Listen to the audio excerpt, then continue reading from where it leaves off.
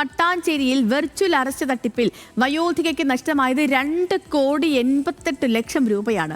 Jet Airways സാമ്പത്തിക തട്ടിപ്പിൽ പങ്കുണ്ട്, മുംബൈ പോലീസ് സ്റ്റേഷനിൽ FIR ഫയൽ ചെയ്തു എന്നീ കാര്യങ്ങളൊക്കെ വിശ്വസിപ്പിച്ചായിരുന്നു ഈ വലിയ തട്ടിപ്പ് നടന്നത്.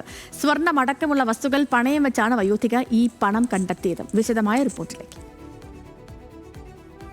വെറും ഒരാഴ്ചക്കിടെ മട്ടാഞ്ചേരി സ്വദേശി ഉഷാകുമാരിക്ക് വിർച്വൽ അറസ്റ്റിലൂടെ നഷ്ടമായത് 2,88,00,000 രൂപ.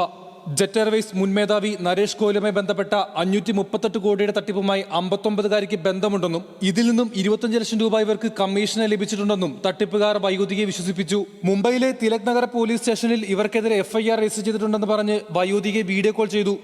ഇതിനുശേഷം വിർച്വൽ അറസ്റ്റ് രേഖപ്പെടുത്തി വ്യാജ കോടതിയിലും ഹാജരാക്കി. കോടതിയിൽ വ്യാജ ജഡ്ജിയും വക്കീലുമെല്ലാം ഉണ്ടായിരുന്നു. ഒരു യുവതിയെ കൊണ്ട് വയോധികയ്ക്കെതിരെ സാക്ഷിയും പറയിപ്പിച്ചു. കേസിൽ നിന്നും ഒഴിവാക്കണമെങ്കിൽ കോടികൾ കെട്ടിവെക്കണമെന്നായിരുന്നു ആവശ്യം.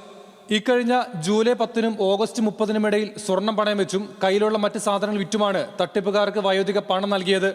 പണം ചികിത്സാ ആവശ്യങ്ങൾക്കാണെന്ന് ബാങ്കുകാരെ ധരിപ്പിക്കാനും സംഘം ആവശ്യപ്പെട്ടു. പണം നൽകിയിട്ടും സംഘം വിടാതായതോടെ ഇവരുടെ ഭർത്താവ് ഒടുവിൽ മട്ടാഞ്ചേരി പോലീസിൽ പരാതി നൽകി. പോലീസ് അന്വേഷണത്തിൽ മലയാളികൾ ഉൾപ്പെട്ട ഉത്തരേന്ത്യൻ സംഘമാണ് തട്ടിപ്പിന് പിന്നിലെന്ന് മനസ്സിലായി. കഴിഞ്ഞ ഒരു മാസത്തിനിടെ 4 കേസുകളിലായി കൊച്ചിയിൽ നിന്ന് മാത്രം സൈബർ തട്ടിപ്പ് സംഘം തട്ടിയത് 28 കോടി രൂപയാണ്. ഫാർമസ്യൂട്ടിക്കൽ ഉടമയിൽ നിന്നും 25 കോടി തട്ടിയ കേസിലും അന്വേഷണം പുരോഗമിക്കുകയാണ്. പ്രതികളെ ഉടൻ പിടികൂടാനാകുമെന്ന് പ്രത്യേക അന്വേഷണ സംഘം അറിയിച്ചു.